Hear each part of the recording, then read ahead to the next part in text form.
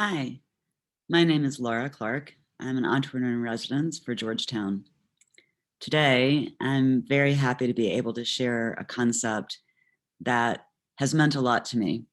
It's called Ikigai, and it's a philosophy, a Japanese philosophy, that helps us to find meaning and purpose in our life. This is a critical uh, objective for us. Purpose is overlooked far too often.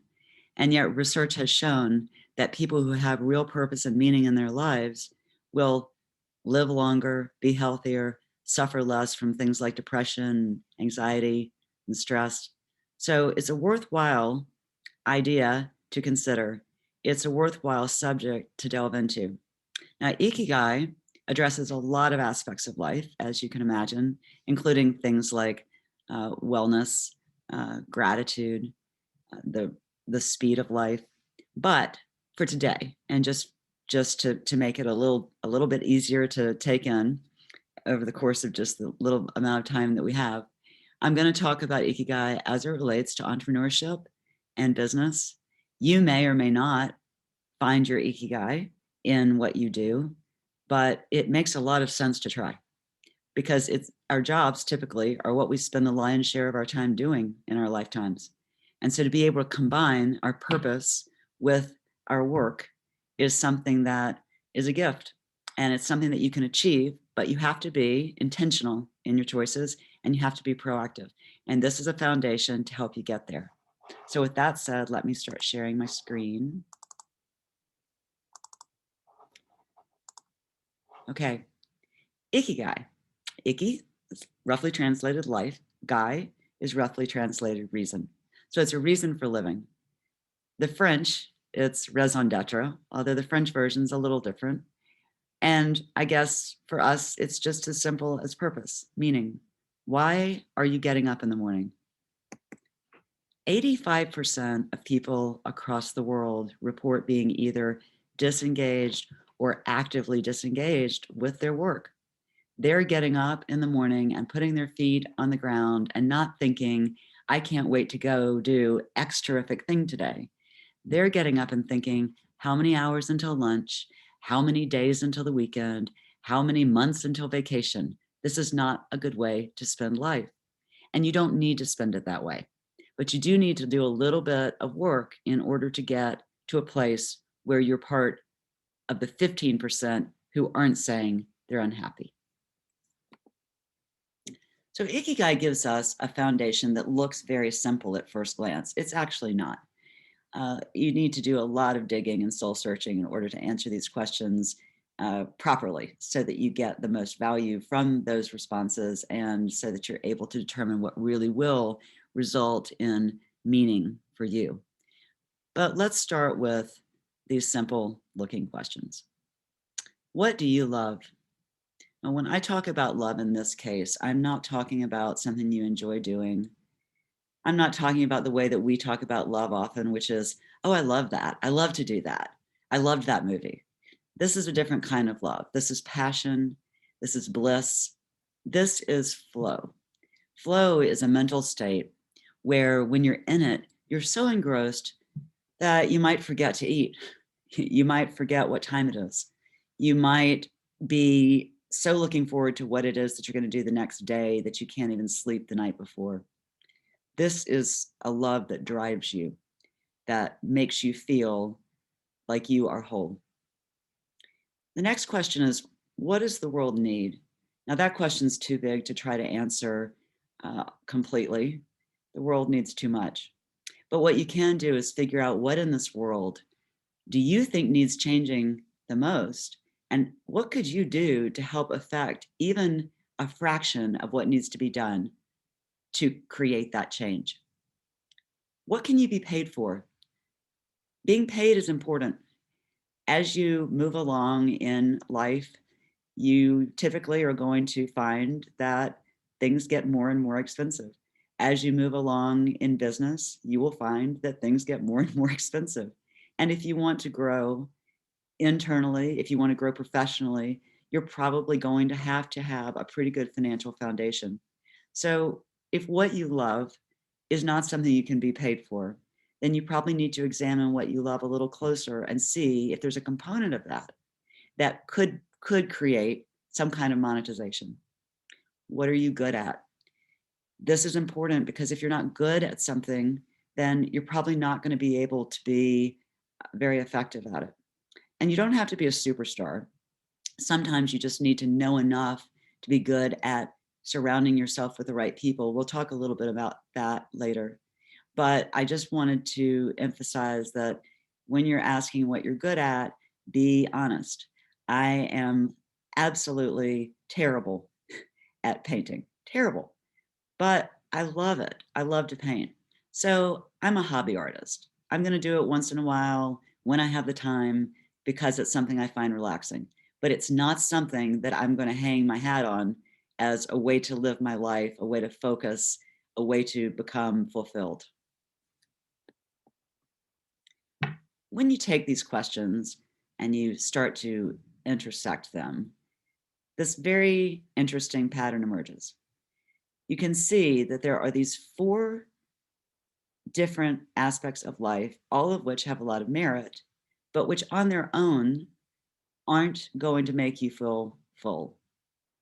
What you love and what the world needs is a mission. Mission is important. What the world needs, what you can be paid for, that's a vocation. What you can be paid for, what you're good at, that's a profession. What you're good at, what you love, that's a passion. But until you combine all of these, you won't be able to achieve Ikigai.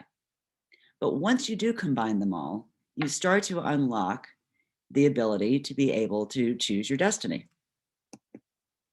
So what happens if you don't kind of get all of them in the same room? What if you hit a couple of them, but miss a couple of them? Well, let's see what that looks like. So let's say you're doing what you love and what you're good at. You have passion. Well, that's fine, but you don't have usefulness. You're not really doing anything to give back to the world and you don't feel very rewarded. Let's say that you have what you love and what the world needs. So you have a mission and you are very encouraged by your mission and you are very upbeat about it and you're very excited to do it every day. But guess what? You don't have any money. Nobody's paying you for it. Let's say that you have what the world needs and what you can be paid for. So now this is pretty cool. You're getting paid, you're giving back to the world, but you're not good at it. And so there's a level of anxiety all the time because you don't have the right skill set to be successful at this. Let's say you're good at something and you can be paid for it. Now you're comfortable financially for sure, but you feel very empty because you don't have passion and you don't have anything that the world needs. If we look at this in hypothetical examples of how these things might play out if they're not all working together, it might be helpful to understand the power once they are. So let's go through it with a few examples. This one is somebody who is all about sustainability, and they are fortunate enough that they're able to set up their own company that's an environmental startup, and they run it for 2 years, and it's going along, and they feel very passionate, and they're excited to be doing it, but there's one big issue: they cannot monetize it. They have hit all kinds of regulatory obstacles. They've hit legal issues. They can't pay anybody to help them suss these out. So eventually, even though they're fulfilled, they're going to end up having to shut the doors. What if somebody loves interior design? They're able to turn that love for interior design into an app that is very popular. A lot of people are buying it, and a lot of people are benefiting from it. A lot of people are having prettier homes because of it. There's no doubt that there's some good being done by this, but the person who started the app, the interior designer, found out that what they really enjoyed was actually physically going into homes, collaborating with other human beings, and seeing that experience of transformation. Well, they're not seeing this. They're not feeling any of that. So while they're successful, they are totally unfulfilled. Here's somebody who I think many of us can relate to, or at least we know people who can relate to it. And I'm not talking about the sector, which in this case is finance, but I'm talking about the concept. And the concept is someone who goes into a field because that is the expectation. That's what that person has grown up with forever, knowing that that is going to be what they're going to go into. And maybe that's because of family or society or who knows what. Maybe it's low hanging fruit. I don't know what the issue is for this person, but they're in finance and they don't like it, but they're sticking with it because it's comfortable. So they build their education around it. They graduate, they do their time. And I chose that phrase intentionally at a big firm. And now they've started their own fund. And on the outside, they are killing it, but they feel something is missing. So what's going to happen to this person, most likely, is they are going to go through life with a big sense that they could have done something that would have made them happier. Or they're going to go through life to a certain point, they're going to have a career crisis, and they're going to need to start from scratch. This last one is somebody with a very noble cause. They come from a country where clean water is scarce, and they want to provide a company that brings clean water to their country. And so this is something that they are passionate about. And not only that, all of their family and friends and their neighborhood, their community, everybody is very supportive. Everybody is talking about this. They're getting press because of this idea. It is something that everybody can't wait to buy into. But even though this person has a master's from a great university, they have no idea how to launch this thing. They don't know what they're doing. So they're very jazzed about this whole concept, but they don't have a clue how they're going to make it work. So they could very well fail from lack of expertise. What happens, however, if all of the four components of Ikigai come together to work beautifully, synergistically, and in cohesion? Let's see what happens then. This person is a photographer, and they have been able to turn photography into a pretty good career. But even though they hit a peak that one time they would have thought was the pinnacle of what they could do, they were so in love with it, they wanted to do more.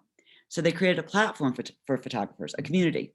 And in this community, they invited like-minded people everywhere to sell images, to share tips, to network, to create opportunities. They went even further than that, though. That also was successful. But then on the heels of that and feeling good about this path they're going down, they decide that there's an opportunity for social impact. So they go out and they amass a pool of people who are underserved, and they give them opportunities they never would have had. They pay them to assist with with photo shoots by inviting them to help them with gear, navigation, translation, transportation. And they teach some of them to take their own pictures, and then they pay for those pictures. Now, at this point, this person has built an enviable company. It's hitting all the right notes, but still, it's not there quite yet. It's monetized through stock photo charges, subscription fees, ads. This person is making lots of money and they're giving back to less fortunate people, but still they're not done because they are always thinking about their venture because they're on fire with it. So at this point, they decide they're going to start including documentarians. They're going to open up a new channel, a new sales channel, a new way to network. And they're very energized by this. And they're going to do this and they're going to do it well. And then they're going to do even more. And they're probably not going to stop for many, many, many, many, many years, if ever. And that's because they have found something that they love, that they're good at, that they can be paid for, and that's needed in the world. They have gotten to Ikigai. Most of us have trouble doing what I just described. Most humans aren't going to be able to check all of the boxes. But it's not because doing so is elusive. It's because we just don't do the hard inner work to figure out what's going to drive us. The interesting thing is that when you find what really drives you, then everything sort of falls into place. It's kind of interesting when you follow your heart, then other things follow pretty quickly. And there are many, many different kind of sayings about this, that hackneyed expressions that everybody has heard. But the thing is, they're real. If you follow what you love and you look at all of those questions and answer them honestly, chances are pretty good you're going to be pretty happy. So if you're not in love with what you're doing, you're going to get bored. If you're not having a social impact, then you're going to not feel that you're being rewarded. If you're not getting paid, then that's an obvious one. You can't keep your doors open. And if you're not good at it, then people aren't going to trust what you're doing. What's it like to start a company? What's it like to run a company? Well, I can tell you that it is a lot of fun.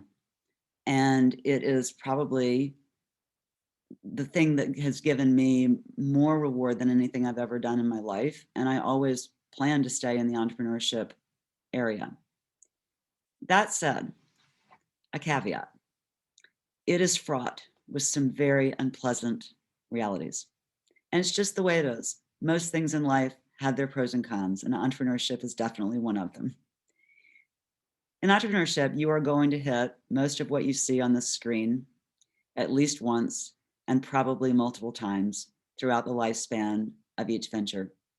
So when you start out with passion, bliss, love, then you have the enthusiasm and the energy to navigate all these hurdles. You can get through them because it's worth it. The cause is worth it to you.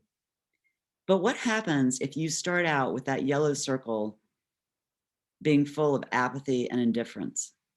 Well, you can imagine that you then face, let's say, unexpected personnel issues. You have trouble with your employees. You have a competitive challenge that just shocks you, comes out of nowhere.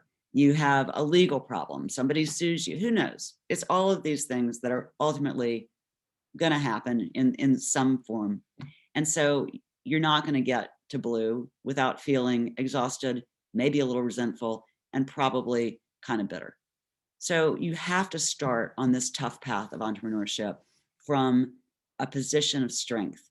And the way you do that is to make sure you start by loving what you and your venture are going to do. Don't try to tell yourself that you can do one startup just to pay for the next startup, because that's not the way it works. Why do you need to worry about what the world needs? Well, I think this one's self-evident.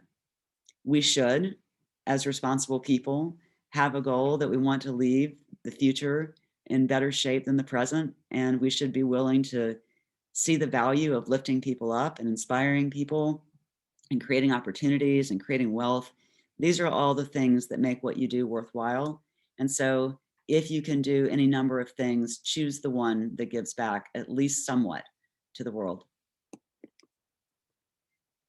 I've talked a lot about getting paid, and I realize that people have different relationships with money. I don't think money drives everything. And I think a lot of people around the world who live with Ikigai as a foundation are not focused on money. But this particular talk is about Ikigai as it relates to business. And so profit is very important. A business without profit is a business that can't scale. It's a business that can't hit its milestones. It's a business that can't achieve greatness. So profit is a good thing. Even if you're a minimalist, even if you prefer to live a little austerely, even if you rise above money, you still, if you're going to be in business, are going to want to be profitable. And that's okay. A healthy relationship with money is essential to get through to whatever goals you have. Why do you have to be good at it? Can't you just hire people? Well, no. This is what I was talking about earlier. You can be good at something to a degree and not be an expert at it, but you have to know how to surround yourself with the people who do have all the skill sets that you need. As an example, I will say, let's just pretend that I am launching a digital marketing campaign and I don't know anything about digital marketing. And so I decide that I'm going to go to some agency and they tell me it's going to be X amount of dollars and it's going to take 3 weeks. The next agency I go to tells me it's going to be Y amount of dollars and it's going to take 2 months. When in reality, I had already done my homework and I knew that the amount of time was going to be around 3 to 5 days and it was going to be far less money. So by arming myself with information, I was able to prevent getting taken advantage of, prevent wasting money. So If you are in a situation where you can do the jobs that need to be done, you should try to do them so you have an understanding of what it takes to do those jobs. It'll help you when you hire people, and it'll help you also with empathy. And empathy is an important thing. As a leader, if you have empathy with your team, then you're just going to be a much better person overall, and you'll have a much more successful company culture. But what I would recommend doing is, if you're in a situation where you have scaled to the point that you can no longer do the jobs that need to be done within your company, just do the research before you hire people. Do the research before you dive in too far with a team around you that may not be who you need to make your company successful. As an entrepreneur, you can use this foundation to assess whether or not a venture that you have an idea for is going to be the right one for you. Are you the right leader? It might be a great venture. There might be product market fit. There might be a real need for it. But if you're not the right leader, then you shouldn't go forward with it. You can use Ikigai to determine if you have the passion you'll need to bring something to bear. You can use it to inspire your team. I just mentioned company culture. Company culture is often overlooked, kind of like purpose, but it's something that needs to be examined closely, and it needs to be fostered. It doesn't just happen. If it's allowed to just happen, sometimes that can be very detrimental. There needs to be some intent, because from the very beginning, when you start a company, you're going to be setting tones for company culture.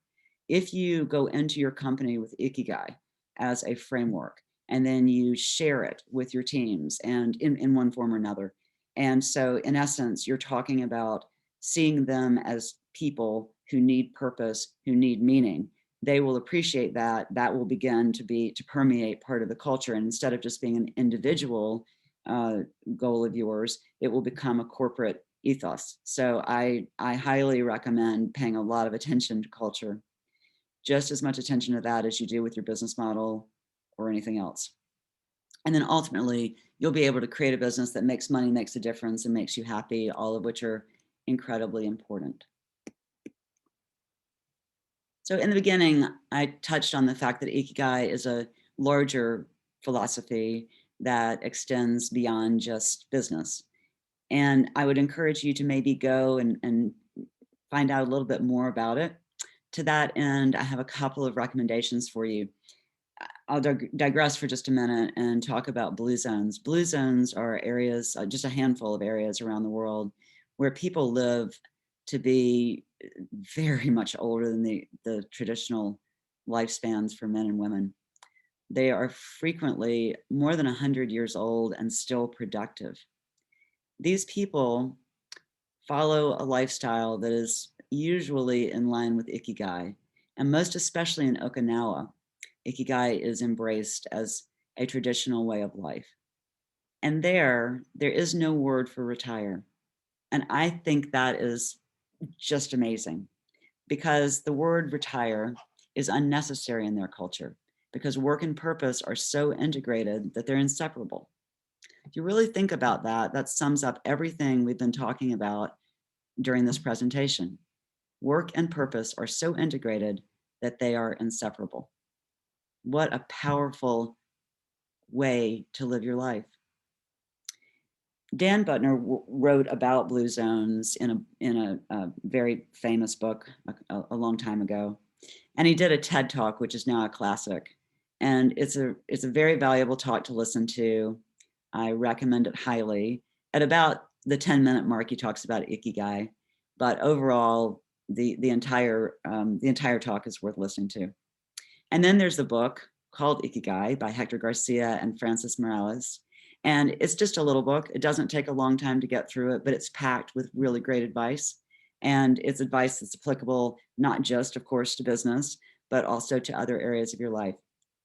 I hope that this has been at least somewhat inspirational in terms of getting you to maybe dig a little beneath the surface. If you Google Ikigai, you will find lots of other resources, and it's very useful to put it to work in your life.